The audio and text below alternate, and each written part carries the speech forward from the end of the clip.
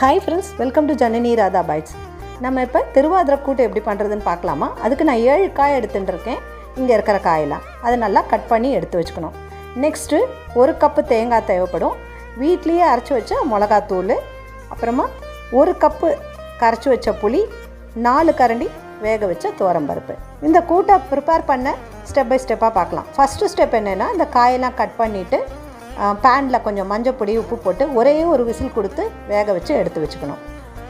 Step 2 என்னென்னா, புளி கரைச்சி வச்சுருக்கோம்ல, அதை 1 கப் எடுத்து இந்த வெந்தக்காயில் விட்டு ஒரு 3லேருந்து 5 நிமிஷம் கொதி விடணும்.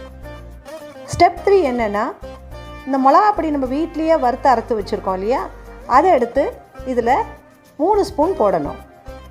இது எப்படி பண்ணுறதுன்னு நான் உங்களுக்கு டிஸ்கிரிப்ஷன் பாக்ஸில் ஷேர் பண்ணுறேன், நீங்கள் பாருங்கள். 4th ஸ்டெப் என்னென்னா, நம்ம வேக வச்ச துவரம்பருப்பு இருக்கு இல்லையா, அதை எடுத்து 4 கரண்டி இதில் சேர்க்கணும். நல்லா ஒரு கொதி வந்தால் போதும். இப்போ கடைசி ஸ்டெப் என்னென்னா, அந்த தேங்காய் வச்சுருக்கோம் இல்லையா 1 கப்பு, அதை மிக்சியில் 1 ஸ்பூன் மிளகாத்தூளோட ஒரு அரைச்சி இது கூட சேர்க்கணும். உப்பு தேவையானது கொஞ்சம் சேர்த்துக்கலாம். கடைசியாக கடுகு தாளித்து இறக்க வேண்டியது தான், கூட்டு ரெடி. அடுத்தது திருவாதிரைக்கு களி மெயினாக பண்ணுவோம். அது எப்படி பண்ணுறது நான் தனி வீடியோவாக ஷேர் பண்ணியிருக்கேன். நீங்கள் கட்டாயமாக பார்த்துட்டு உங்கள் ஃபீட்பேக் சொல்லுங்கள்.